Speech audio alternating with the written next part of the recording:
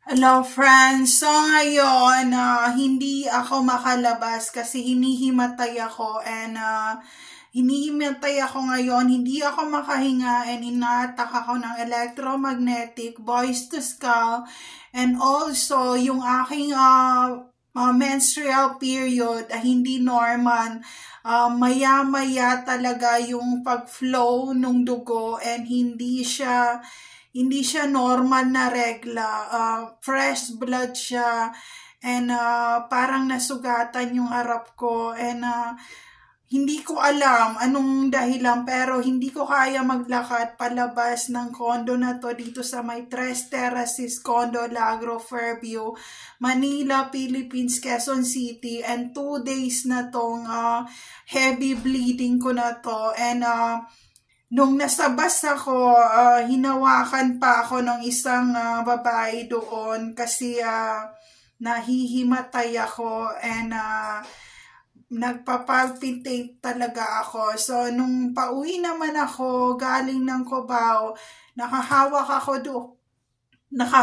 ako doon sa malapit sa traffic light kung saan maghihintay ng sakyan na jeep.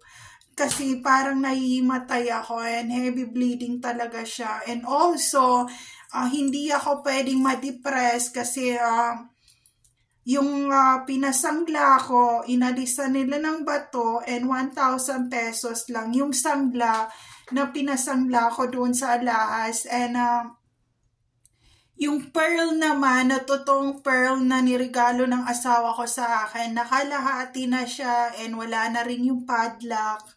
So, nakalahati na siya. Hindi ko alam kung anong nangyari, ganyan, bakit nawala yon, ganyan. So, ayun, bahala na kung anong matira sa mga alahas ko. Basta nababawasan siya and hindi ko siya sinasangla or hindi ko siya binibenta or wala akong ginagawa.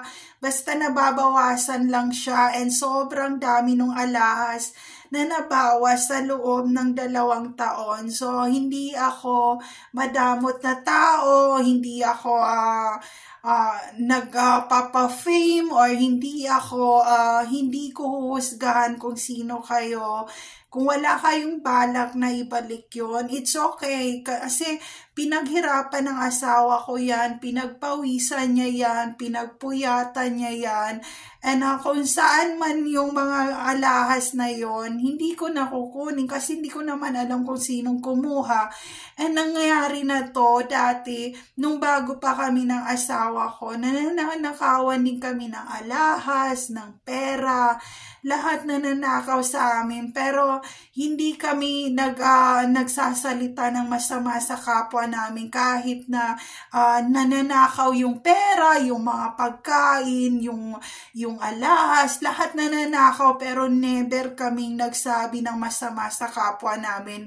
Basta sinabi ng asawa ko, pag nawala yung isang bagay or pera o alahas, wag kang magsasabi ng masama sa kapwa mo. Sabihin mo na lang na yun na yung nangyari. Wala na tayong magagawa kasi pag ninakaw na yung isang bagay, hindi na yung maibalik sa atin. So, yun, sinasabi ko yung palagi sa sarili ko. Kaya, hindi mo ako maiinis. Alam ko, mahal yung batong yun na singsing. Hindi, wag mo nang ibalik. Keep it with you. I'm not mad with you. Wherever you are, if you want to steal or stole my jewelry, it's up to you. It's your conscience, not mine. And also, I did not see those people where they gave those, kung sino ka man, kung sinong kumuha ng mga alahas ko, ganyan. And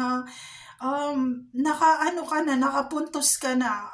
You get lots of jewelry into my jewelry and also money. Sobrang puntos mo na and sobrang laki na nananakaw mo sa akin. Yun lang sinasabi ko sa iyo. Kung hindi man ma-actionan tong problema na to, sana yung mga katulad ko na nananakawan din ng mga pera, ng mga alahas, sana magsama-sama tayo para ma-expose tong mga tao na to because There's no safe place to all targeted individual out there.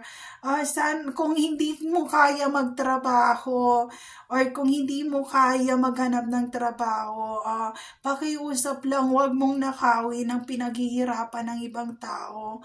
And kung ano man yung mga nananakaw sa akin sa panahon na to, doble-doble pa ang balik nun sa akin. So ayun, hindi ako magdadamot, hindi ako magsasalita ng masama, wala akong sasabihin, hindi ako magmumura. Bahala ka na. Pagpilian mo yung mga alahas ko, pagpilian mo kung anong gusto mo, and yun lang masasabi ko. There's no safe place to all targeted individual out there. Take care always, everyone. Pagpilihan mo kung anong alahas ko, pero wala akong alahas na hindi mahal talaga, 100,000, mga ganon, mga 500,000, yun ang mga dala kong alahas. So pagpilian mo yung mga bato, yung mga stone na dala ko na mga jewelry, pagpilian mo, and also yung mga 24K na alahas na dala ko, pagpilihan mo, lahat yun, it's yours, it's yours, it's your conscience forever, kahit sa kabilang buhay, pagbayaran mo yun, it's your conscience, not mine. Makati ang kamay mo, ibalik mo sa kung sino man ang taong nasaktan mo yung mga bagay na yun, kasi ang laki ng nananakaw mo sa akin sa panahon na wala akong kasama, na hindi ko kasama ang mga anak ko, na hindi ko kasama ang asawa ko, o hindi ko kasama ang mahal ko sa buhay sa mga panahon na to na masama ang pakiramdam ko. So ayun lang, there's no safe place to all targeted individual out there. And lahat ng bagay na uubos sa mundong to, kayamanan, pera, lahat na uubos, pero yung tiwala ng mga tao, yung respeto ng mga tao sa iyo, hindi mawawala. Yung kahit sa kabilang buhay ka pa, maaalala ka ng mga taong yun. So ayun lang, huwag mo ubusin pasensya ko, kasi mahaba-haba ang nilakbay ko hanggang nakarating dito sa kung anong meron ako ngayon. So push me through your kind of selfish way, because I'm not in your way. And hahanapin ko ang good way, or turn way, or right way, or opposite way, or positive way in my life. So ayun lang, gusto ko lang i-share, friends.